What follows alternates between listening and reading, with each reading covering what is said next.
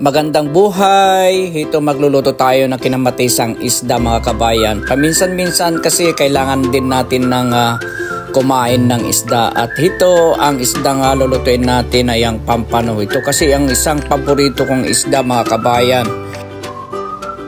At ito yung mga kumpletong listahan na aking gagamitin.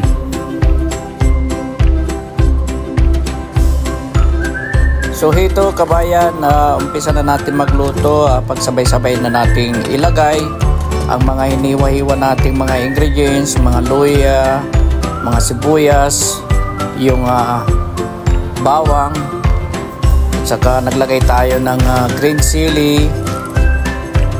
Dagdag na rin natin yung kamatis. Tapos ako kasi titimplan ko na agad, ilalagay ko na yung black pepper, pamienta. Yung mga iba kasing nagluluto ay hinihintay muna nila yung yung kumulo bago nila ilalagay ang pamienta, bagoong. Pero sabi ko parehas lang yan, kukulorin yan. So ayan. Ito kasi kabayan ang style ng Ilocano. Tapos wala kasing patis mga kabayan. Sa bagay ito naman boneless fish sauce ang ginamit natin na bagoong.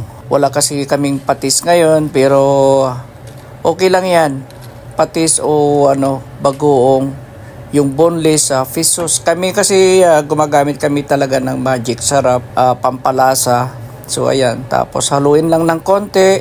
Napakasimpleng lutuin mga kabayan. Survive ka dito talaga sa sarap ng ng sabaw. Napakasimpleng lutuin.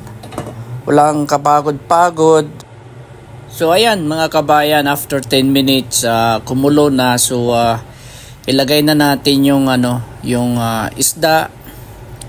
At kailangan dahan-dahan tayong maglagay ng isda. Kailangan maganda yung pagkakalagay niya para pagkuha natin ng isda ay hindi po sila durog, hindi sila madudurog o mababali.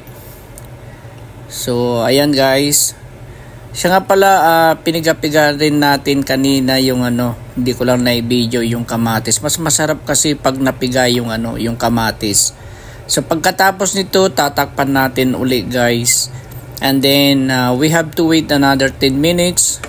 So that's it. Well done.